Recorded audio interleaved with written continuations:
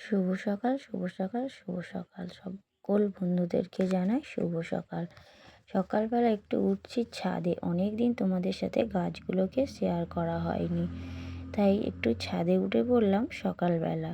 তো আমি তনুশ্রী তোমাদের সামনে নিয়ে চলে এলাম আবারও একটা নতুন ভিডিও। আশা করছি তোমরা সবাই ভালো আছো ও আমিও ভালো আছি। দেখো সকালবেলা কিভাবে কুয়াশা পড়ছে। এখন কিন্তু ভালোই কুয়াশা পড়ছে, মানে শীতের দিন তো শেষ হতে চললো, গরমের আগমন শুরু হয়েছে। তো যাই হোক, এখানে দেখো যে দানাগুলো দিয়েছিলাম এগুলো বিন করার দানা, গাছগুলো বেশ সুন্দর হয়েছে। উফ, দেখো এই ফুলটা আমার এই প্রথম ফুটেছে এই গাছটাতে, কত সুন্দর লাগছে দেখো ফুলটা। আর প্রতিটা গাঁঠে গাঁঠে কুড়ি দিয়েছে, মানে সব কুড়ি হয়েছে, মানে এগুলো সব ফুল ফুটবে। আর জবা গাছটা মানে এতটা ঝাংড়া ছিল না। গাছটা আস্তে আস্তে যত বড় হচ্ছে তত ঝাংড়া হচ্ছে। আর এই ফুলটার নাম আমি জানি না, নার্সারি থেকে দিয়েছিল, তো আমি নিয়ে এসেছিলাম গাছটা। তো দেখো এর কি সুন্দর কুড়ি এসছে, এবার মানে ফুল হবে। আর কিছু গাছপালা আমার, যে গাছগুলো মারা গেছে, মানে তাদের সিজন শেষ হয়ে গেছে, আয়ু শেষ, তো সেই গাছগুলো দেখো পুরো সব এই সাইডে করে দিয়েছি। এই যে যেমন টমেটো গাছ, গাঁদা গাছ, এগুলো গাঁদা ফুল তো আর দেবে না, তাই এখানে গাছগুলো শুকিয়ে গেছে, সব সাইড করে দিয়ে আমি জবা ফুলের গাছগুলো ওকে বললাম, আমি আগের দিন বিকেলবেলা কিছুটা সাজিয়েছি গাছগুলো, কিন্তু ভারী তো অনেকটা কষ্ট হচ্ছিল, গাছে জলও দিয়েছিলাম। তাই সকালবেলা ওকে একটু ছাদে ডেকে নিয়ে এসে ওকে দিয়ে একটু গাছগুলোকে, মানে ওই দিক থেকে জবা ফুলের গাছগুলো এদিকে নিয়ে এলাম। আর এই যে লাল লাল জবাগুলো প্রতিদিন দুটো একটা করে ফুল ফুটছে। এই গাছটা সরিয়ে দেবে বলছিল, তো আমি বললাম একটা গাঁদা ফুল আছে, গাছটা এখনও মানে বেঁচে আছে, থাক। তো দেখো এই গাছটাতেও অনেক দিন পর থেকে যখন ফুল দেওয়া শুরু করেছে, প্রতিদিন ফুল হচ্ছে।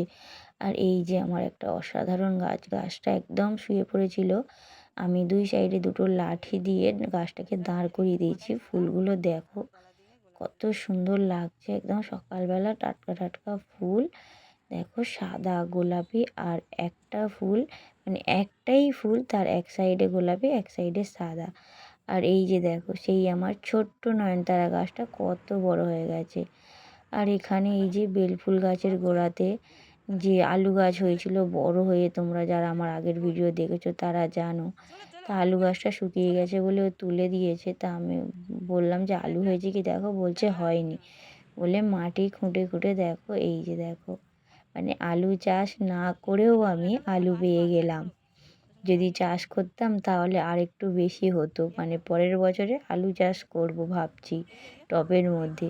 তো যাই হোক, বেলফুলের গাছটা ও ভালো করে মাটি আর খুঁড়ে খুঁড়ে দেখছিল যে আর আলু হয়েছে কি।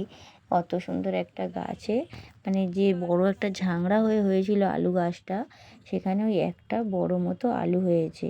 তাই ওখান থেকে ওই গাছটা সরিয়ে দিলাম। আবার এই গাছের গোড়াতে এই যে দেখো একটা আলু গাছ আছে, সেইটা এবার উপড়ে দিয়ে দেখছি। আসলে আমি কিন্তু আলু গাছ লাগাইনি, কোনো গাছের গোড়াতে আমি কোনো গাছই লাগাইনি, কিন্তু যে সবজির খোসাগুলো সব তলাতে দিয়ে তার উপর মাটি দিয়ে গাছ লাগিয়েছিলাম না, সেই সবজির দানা থেকে হয়েছে এই যে এত সুন্দর একটা টমেটো চারা বেরিয়ে বেশ বড় হয়ে গেছে। আর এই যে আলু খুঁজছে দেখো, ওই যে ছোট ছোট কটা আলু বেরিয়েছে। আমি ভেবেছিলাম হয়তো আলু হয়নি, শুধু গাছগুলো বেরিয়েছে। তা ওই যে আমার বর হাত দিয়ে খুঁটে খুঁটে দেখছে, মাটি সরিয়ে সরিয়ে। আবার বেশি বেশি করলে গাছের শিকড়গুলোও কেটে যাবে, তাই ও একটু গাছের গোড়াটা পরিষ্কার করে দিল সুন্দরভাবে। আর এদিকে এই যে পেয়ারা গাছের গোড়াতে একটা ছিল, সেখানেও খুঁজতে চলে এসছে, আলু গাছটাকে তুলে দিয়ে আলু আছে কি খুঁজতে এসছে। তো কি মজা লাগছে, আলু চাষ না করেও আলু পেলাম, উফ। আর এখন তো বাজারে আলুর দাম কমে গেছে, মাস দুয়ে গেলে আবার আলুর দাম বেড়ে যাবে, চাপ নেই। তো যাই হোক, এখানে গাছের গোড়া থেকে খুঁজে সবজির খোসাগুলো আমি, মানে গাছ বসানোর আগে যে সবজির খোসা দিয়েছিলাম সেই সব সবজি থেকে গাছগুলো বেরিয়েছে। আর এই যে অনেক দিন পর আমার এই টগর ফুল গাছে ফুল ফুটেছে। এই যে দেখো এই বেগুন গাছের গোড়া থেকে এই আলু গাছটা তুলেছে, তাই বলছে দেখো ওই যে দেখো বাদ দেওয়া আলু, সেইখান থেকে গাছ বেরিয়েছে। আর এই যে গাছের বেগুনগুলো সব কেমন একটা হয়ে যাচ্ছে, বেগুনের জাতটা না ভালো না।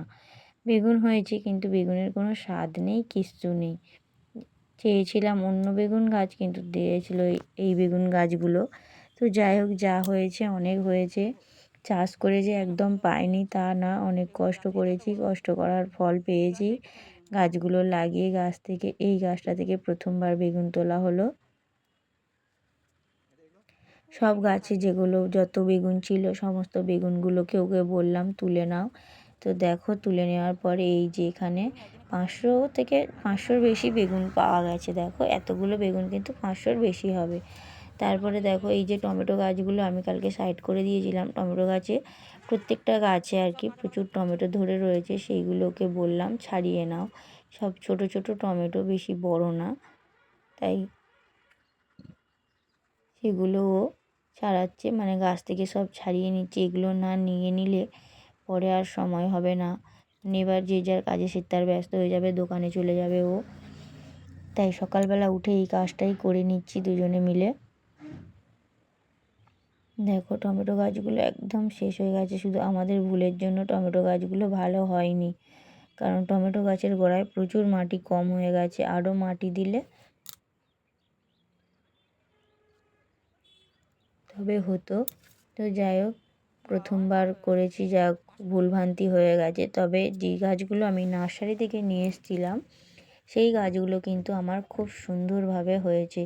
এই যে দেখো, গাছগুলো ও মানে ছিঁড়ে ফেলে দিচ্ছে, মাটিগুলো সাইড করে নিচ্ছে, তাই বলছে যে গাছের গোড়ায় তো মাটিই নেই, শুধু সবজির খোসা, পাতা নাতা এইসব যেগুলো দিয়েছিলে আর একটু করে মাটি দিলে তবে হতো। এখানেও আলু খুঁজছে, যদি আলু পায় আর কি, কিন্তু এখানে কোনো আলু গাছই ছিল না, তাই ও খুঁজছে। আর এই যে দেখো,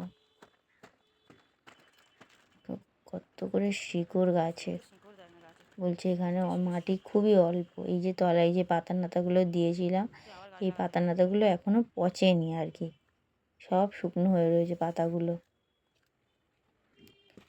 এই যে ড্রামগুলো এবার ফাঁকা হয়ে যাচ্ছে, তো আবারও একদিন নার্সারিতে যাব, গিয়ে কিছু গাছ নিয়ে আসবো। এই যে ড্রামগুলো ফাঁকা হয়ে গেল, এবারে ফুল গাছ নিয়ে আসবো, ফুল আর ফল, তাছাড়া কোনো গাছ না। তো সেই জন্য ড্রামগুলোকে ফাঁকা করে নেওয়া হচ্ছে। আর ওইদিকে যে কুয়াশা ভরা, দেখো কুয়াশা কীভাবে পড়ছে, মানে খুব খুব কুয়াশা পড়ছে এখন। আর কুয়াশা তো পড়বেই, কারণ যেসব আম গাছ, আম জাম যেসব গাছে আর কি এখন বোল এসছে, সেই গাছের নষ্ট করতে হবে। তো যত কুয়াশা পড়বে তত আম গাছের বোল নষ্ট হবে আর কি। তো যাই হোক, কুয়াশা পড়ছে, আমার আম গাছ নেই, আমার চিন্তাও নেই যে বোলগুলো নষ্ট হয়ে গেলে আম হবে না। তারপরে এই যে দেখো, ঘুম থেকে উঠেই ছাদে এসেছি, চোখ মুখ সব ফুলে রয়েছে দুইজনে। ও সব কাজগুলো করে দিল। আর ওই যে পিছনে আমি দেখাচ্ছিলাম প্রচুর কুয়াশা, যে এদিকে আমাদের কাজ প্রায় শেষের পথে, এবারে নিচের দিকে নেমে যাব আমরা। তো দেখো কতটা টমেটো হয়েছে, দেখো 500 বেশি টমেটো। টমেটো আর বেগুন দিয়ে বা টমেটো চুনো মাছের ঘন্ট হবে। কাঁচা টমেটো চুনো মাছ দিয়ে তরকারি কিন্তু বেশ ভালো লাগে। আর এখানে এই যে কুমড়ো গাছটাকে বাড়তে দিচ্ছে না, আরও ছোট ছোট গাছ রয়েছে, তাই বললাম এটা একটু ফাঁকা করে দাও, ছোট গাছগুলোকে তুলে দাও, দিয়ে আর ওই যে বড় গাছটা আছে ওই বড় গাছটাই আর কি থাক, যদি হয় আর কি। ফুল গাছটাকেও হতে দিল না, আর কুমড়ো গাছটাও ভালোভাবে হয়নি, ওই পর্যন্ত হয়ে আর বাড়ছে না, তাই ছোট ছোট গাছগুলোকেও তুলে ফেলে দিচ্ছে আর কি। এবারে একদিন এই পালং শাকগুলো সব তুলে ফেলে দেবো, দিয়ে প্রত্যেকটা গাছের গোড়া পরিষ্কার করব। একদিন সকালবেলা দুজনে উঠে আবার পালং শাকগুলো তুলে নিয়ে চলে যাব। তো দেখো, আর একটা চারা বললাম এইখানে লাগিয়ে দাও, যদি গাছটা হয়। এই কুমড়ো চারাটা বেশ ভালো লাগছিলো দেখতে, তাই ওটা লাগিয়ে দিল। আর এদিকে যে শশা গাছগুলো হয়েছিল সব গাছ মরে গেছে আর কি, তাই এই যে দড়িগুলো সব ঝুলমুল করছে, তাই এগুলোকে পরিষ্কার করে দিচ্ছে আর কি। পরিষ্কার করে দিলে জায়গাটাও পরিষ্কার হয়ে যাবে, ফাঁকা থাকবে, ভালো লাগবে দেখতে।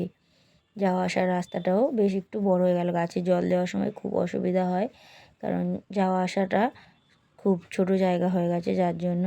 তো বন্ধুরা দেখো, এখানে কতটা টমেটো আর কতটা বেগুন নিয়েছি ছাদ থেকে। তো যা নিয়েছি 2 দিন রান্না হয়ে যাবে আমাদের। আর এই বেগুনটা দেখো নষ্ট হয়ে গেছে। তো বন্ধুরা, তোমরা কে কোথা থেকে ভিডিওটা দেখছো অবশ্যই করে কমেন্ট করে জানিও। ভিডিওটা ভালো লাগলে লাইক কমেন্ট শেয়ার করো। ও সাবস্ক্রাইব করো। ভিডিওটা আমি এখানেই শেষ করছি। তোমরা সবাই সুস্থ থেকো, ভালো থেকো, আমার সাথে থেকো, পাশে থেকো। ধন্যবাদ বন্ধুরা।